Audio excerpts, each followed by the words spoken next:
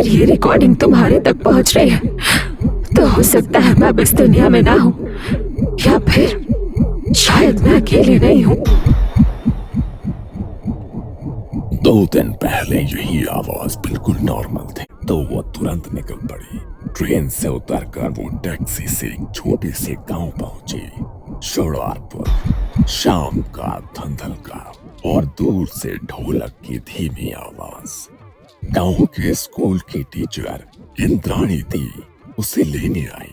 Simple टांटा sari, आंखों में थकान पर मुस्कान बहुत सच्ची। अच्छा नायरा, तुम ही हो पॉडकास्ट वाली? हाँ दीदी, डरावनी कहानियां सुनने आई हूँ। इंद्राणी दी ने 1 सेकंड उसे गौर से देखा, फिर बहुत धीरे से बोली, डरावनी कहानियां सुनना और उन्हें जीना दोनों अलग होते हैं। नायरा ने इसे बस लोकल ड्रामा समझकर हंसी में डाल दिया। रात तक नायरा का सामान इंद्राणी दी के घर पहुंचा दिया गया। पुराना पक्का घर, दीवारों पर काली सफेद फोटो फ्रेम। खाना खाते खाते इंद्राणी दी ने पूछा, तुमको शाक चुन्नी के बारे में क्या पता है? नायरा ने रिकॉर्डर ऑन किया। बस इतना कि वो शादीशुदा औरत की आत्मा होती है, लाल बॉर्डर वाली सफेद साड़ी, हाथ में शाखा पोला, सही? इंद्राणी दी की आंखें एक पल को चमक उठी। शोही पर अधूरा। शाक चुन्नी सिर्फ मरी हुई औरत नहीं, अधूरी शादी की परछाई है, जिसका सुहाग छीन लिया गया हो या जला दिया गया हो। उन्होंने खिड़की के बाहर इशारा किया। वो जो दिख रहा है ना, वो है पटोला तालाब। कहते हैं वहाँ आज भी रात को लाल बॉर्डर वाली साड़ी पानी पर उतरती है। वो कौन थी? उसका नाम था कल्याणी। कल्याणी बहुत सुंदर थी, बिल्कुल सुहागन की तरह सजी रहती थी। हर सुबह शाखा पोला पहनकर नदी में पानी भरने जाती।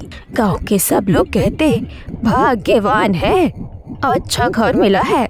पर उसके घर के भीतर उसका पति चंदन उसे हर रात मारता पीटता था। दहेज, शौक, शराब, सब कुछ मिला के नर्क बना रखा था। एक दिन 3 से 1 रात पहले कल्याणी ने चुपचाप खा पी कर व्रत रखा, ये सोचकर शायद मेरे तप से मेरा पति बदल जाए। रात को चंदन फिर नशे में लौटा। उसने चिल्ला कर पूछा, किसके लिए सज धज के घूमती है तू? किससे नजर मिलाती है? लड़ाई बढ़ती गई। वो उसे घसीटता हुआ गांव के पीछे पाटोला तालाब तक ले गया। किसी ने देखा? किसी ने नहीं। बस इतना पता है कि उस रात तालाब के पानी में सिर्फ एक लाल बॉर्डर वाली साड़ी तैरती मिली और चंदन अगले ही दिन शहर भाग गया। 3 दिन तक कोई कल्याणी की लाश नहीं मिली। चौथी रात एक जवान बहू की चीख सुनाई दी। उसने कहा उसे तालाब के किनारे एक औरत दिखी, भीगी लाल बॉर्डर वाली साड़ी, बाल गीले और हाथों में चमकती शाखा पोला। उस दिन से गांव ने उसे नाम दिया शाक चुन्नी। वो क्या करती है? कहते हैं वो सुहागिन औरतों के शरीर में घुसकर उनकी जिंदगी चुरा लेती है। शंखा पोला पहनाकर उन्हें पानी की तरफ खींचती है ताकि वो खुद उनकी जगह जी सके। लाल बॉर्डर वाली साड़ी, पानी और भूत, परफेक्ट कंटेंट है मेरे शो के लिए। इंद्राणी दी ने पहली बार थोड़ा सख्ती से कहा, सुनो, रात में अकेले उस तालाब के पास मत जाना, खासकर अगर तुम कभी शादीशुदा रही हो। मैं सिंगल हूँ दी, नो वरीज। झूठ बोलते हुए उसकी आंखें 1 सेकंड के लिए झपकी थी। उसका दिमाग झटके से उस रजिस्ट्रेशन ऑफिस में चला गया, जहां 2 साल उसने और आर्यन ने चुपचाप कोर्ट मैरिज की थी। और फिर 1 साल बाद बिना किसी को बताए तलाक। ना कोई मंगलसूत्र, ना कोई शंखा पोला। उसे लगा शादीशुदा वाली कैटेगरी में तो नहीं ही आती अब मैं। इंद्राणी दी ने उसकी आंखों का वो पल भर का बदलाव देख लिया था, पर कुछ नहीं बोली। उस रात लगभग 11 बजे के आसपास नायरा चुपचाप निकल पड़ी। रिकॉर्डर, कैमरा, टॉर्च सब तैयार। तालाब तक जाने वाली पगडंडी पर अंधेरा। पेड़ों के बीच से जुगनू की हल्की हल्की रोशनी दिख रही थी। दूर से मेंढकों की डर की आवाज और साथ ही पानी की धीमी आवाज। उसने रिकॉर्डर ऑन किया। Day 1 11 PM। मैं अभी पाटोला तालाब के पास हूँ। लोकल लोग कहते हैं यहाँ एक शाकचुन्नी रहती है जो लाल बॉर्डर वाली साड़ी पहनकर सुहागिन औरतों को पकड़ती है। वो अपने नरेशन में इतनी डूबी हुई थी कि उसे पता ही नहीं चला कि कब उसकी टॉर्च की रोशनी पानी की सतह पर आ गई। तालाब एकदम शांत था। अचानक पानी की सतह पर कुछ हल्का सा हिला। नायरा ने टॉर्च की रोशनी फोकस की। कुछ सेकंड के लिए उसे साफ लगा कि पानी के ऊपर लाल किनारे का कोई कपड़ा तैर रहा है। उसने टॉर्च और पास लाई। कपड़ा गायब। मैं भी, मेरी आंखें मुझे प्रैंक कर रही है।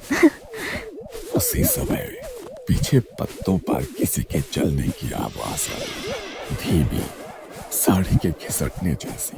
इंद्राणी दी। पीछे सिर्फ अंधेरा था, पेड़, छाया और हवा। वो वापस कैमरे की तरफ मुड़ी। लेंस में उसे अपने कंधे के पीछे एक पल के लिए लंबे गीले बालों का धुंधला सा प्रतिबिंब दिखा। वो झटका खाकर पलटी। फिर वही, कुछ नहीं। उसके दिल की धड़कन तेज होने लगी। Enough footage for tonight। उसने खुद से कहा और जल्दी जल्दी लौट आई। कमरे में लौटकर उसने बैग खोला SD कार्ड निकालने के लिए। जैसे ही उसने फ्रंट पॉकेट की चैन खोली, सफेद टाइल पर दो चीजें लुढ़क कर रुकी। एक सफेद शंखा और एक लाल पोला। शंखा पोला की चूड़ियां। वो कुछ सेकंड घूरती रही। ये मेरे बैग में कैसे आए? उसने उन्हें हाथ में उठाया।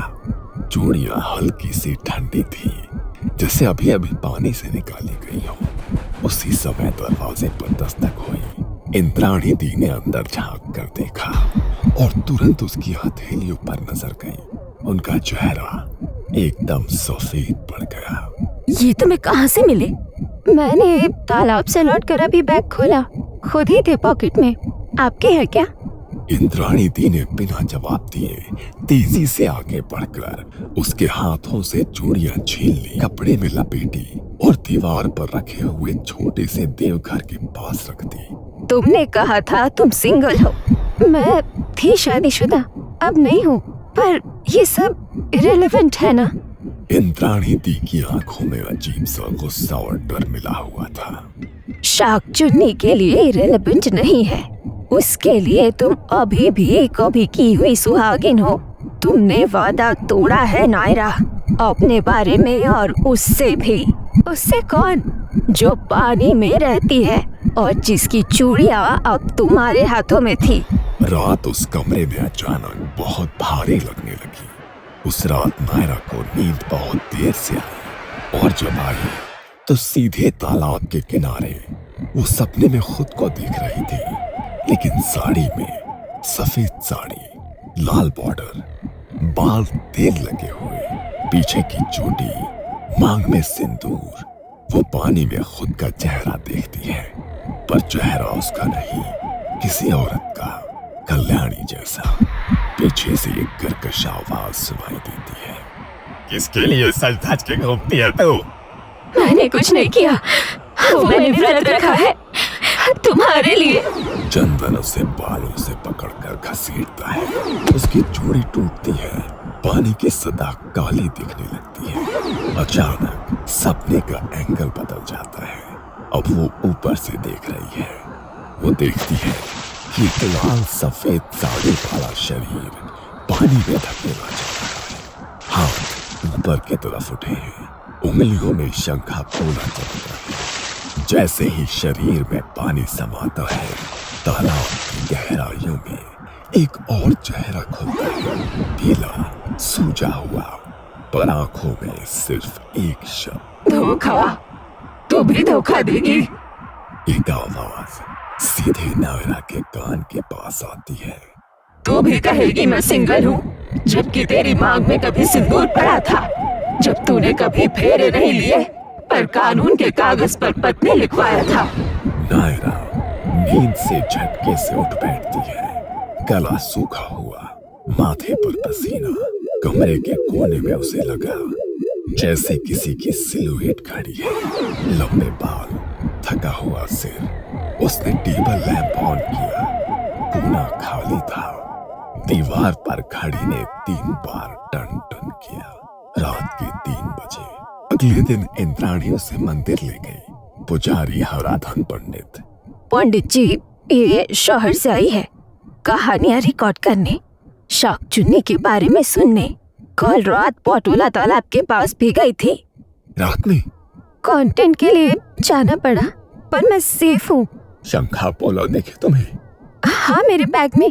पंडित ने तुरंत मंत्र बड़बड़ाए और छोटा सा लाल धागा उसके हाथ पर बांध दिया। ये रखो, रात को बार बार आवाज आए तो जवाब मत देना। नाम लेकर कोई बुलाए तो भी मत जाना। शाक चुन्नी नाम लेकर बुलाती है, समझी? ये सब सुनकर नायरा को एक अजीब सी मिक्स फीलिंग आई। आधा डर, आधा क्यूरियोसिटी। दूसरी रात नायरा ने तय किया कि वो कमरे से बाहर नहीं जाएगी। उसने इस बार बस ऑडियो माइक ऑन कर दिया। लगभग 1 बजे के आसपास खिड़की के बाहर से कांच पर हल्की टक-टक की आवाज आई। उसने सोचा शायद डाल से टकरा रहा होगा कुछ। फिर वो आवाज साफ हुई, जैसे कोई नाखून से कांच पर लाइनें खींच रहा हो। धीरे धीरे एक और आवाज उभरी। नायरा, नायरा, दरवाजा खोलो। आवाज में अजीब सी मिठास थी, जैसे कोई बहुत अपना हो। मैं इंद्राणी दी। पर उसे क्षण से याद आया, इंद्राणी दी ने सोने से पहले उसे कहा था, आज मैं ऊपर वाले कमरे में नहीं, नीचे आंगन में सोऊंगी, क्योंकि मेरी माँ आई है। तो ऊपर वाले फ्लोर पर कोई नहीं होना चाहिए था। दरवाजा खोलो ना, 1 मिनट ही तो बात करनी है। अब आवाज धीरे धीरे बदलने लगी। तूने मुझसे झूठ बोला। तूने कहा तू सिंगल है। तेरी मांग में भी कभी सिंदूर था। नायरा का दिल जोर जोर से धड़कने लगा। उसने हिम्मत करके बहुत धीमे से पूछा, तुम कौन हो? कुछ सेकंड के लिए सन्नाटा, फिर बहुत पास से, जैसे दरवाजे की दरार पर होंठ लगाकर, और मुझे तेरी जगह चाहिए। दरवाजा अपने आप हल्का सा हिलने लगा। उसी समय सीढ़ियों की तरफ से किसी के तेज कदमों की आवाज आई। दरवाजा एकदम शांत हो गया। नायरा, नायरा, दरवाजा खोलो। ये आवाज इस पर असली इंद्राणी दी की थी। नायरा ने दरवाजा खोलकर राहत की सांस ली। इंद्राणी दी का चेहरा घबराया हुआ था। तुमने दरवाजा नहीं खोला ना? ना, नहीं। अच्छा किया, वो तुम्हारा नाम लेकर बुलाती है। पहले वो मेरे साथ भी ऐसा ही करती थी। आपके साथ कल सुबह मैं सब बता दूंगी। आज बस जागती रहना, सोना मत। सुबह चाय के साथ इंद्राणी दी ने एक भारी सी बात शुरू की। तुम सोचती हो मैं बस स्कूल टीचर हूँ? मैं भी कभी किसी की बहू थी। 16 साल की उम्र में शादी हुई। ससुराल में रोज ताने, रोज मारपीट। एक रात मेरे पति ने भी मुझे तालाब की तरफ घसीटा, ठीक वहीं जहाँ कल्याणी मरी थी। नायरा का गला सूख गया। फर्क ये रहा कि मुझे किसी ने पीछे से पकड़कर खींच लिया, किसी औरत ने। मैंने मुड़कर देखा, भीगी हुई लाल बॉर्डर वाली साड़ी, हाथ में शौखा पोला, पर चेहरा धुंध में छिपा हुआ। उसने कहा, तू मर मत अभी, तू जिंदा रह, तू देख इन मर्दों का क्या हाल होगा। मुझे लगा स्वप्न है, पर अगले ही दिन मेरे पति की लाश तालाब में मिली। इंद्राणी दी की आंखों में नमी आ गई। तब से मैं जिंदा हूँ, पर अकेली। गांव वालों ने कहा ये घर शापित है, पर मुझे पता है किसी ने मुझे बचाया था। कल्याणी सिर्फ बुरी आत्मा नहीं है नायरा, वो हर उस औरत का गुस्सा है जो चुपचाप मारती गई। नायरा ने